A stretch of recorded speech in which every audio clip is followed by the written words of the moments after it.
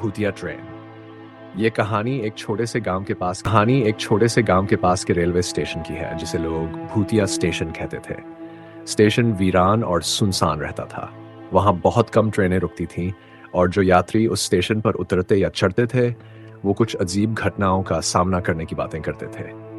गांव वालों के अनुसार एक समय पर वहां एक ट्रेन दुर्घटना हुई थी। वह रात बड़ी काली और तूफानी थी। ट्रेन के पटरी से उतरने की वजह से दर्जनों यात्रियों की मौत हो गई थी। तभी से उस स्टेशन को मनहूस माना जाने लगा। एक रात अजय नाम का एक नौजवान अपने दोस्त के घर से लौट रहा था। उसने सोचा कि स्टेशन पर जाकर रात की आखिरी ट्रेन पकड़ ले। स्टेशन पर पहुंचने पर उसे अजीब सी सिहरन महसूस हुई। चारों ओर सन्नाटा था। दूर कहीं लोहे की आवाज और हवा में किसी के रोने की धीमी गूंज सुनाई दे रही थी। तभी उसने देखा कि एक ट्रेन स्टेशन पर धीरे धीरे रुक रही है। ट्रेन चमचमाती हुई थी, जैसे वह किसी पुराने जमाने की हो। ट्रेन से हल्का धुआं निकल रहा था और उसमें बैठे यात्री शांत, निर्विकार चेहरे वाले लग रहे थे। अजय को थोड़ी झिझक हुई, लेकिन उसने सोचा कि यह आखिरी ट्रेन होगी और उसे घर जल्दी पहुंचना है। जैसे ही वह ट्रेन के डिब्बे में चढ़ा, उसे एक अजीब सी ठंड महसूस हुई। ट्रेन के अंदर का माहौल बिल्कुल अलग था।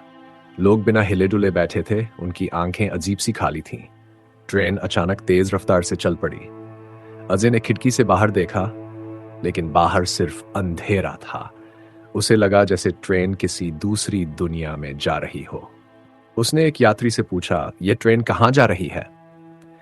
लेकिन यात्री ने कुछ नहीं कहा, बस उसे घूरता रहा।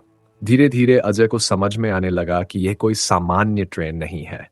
उसने उतरने की कोशिश की, लेकिन दरवाजे बंद हो चुके थे।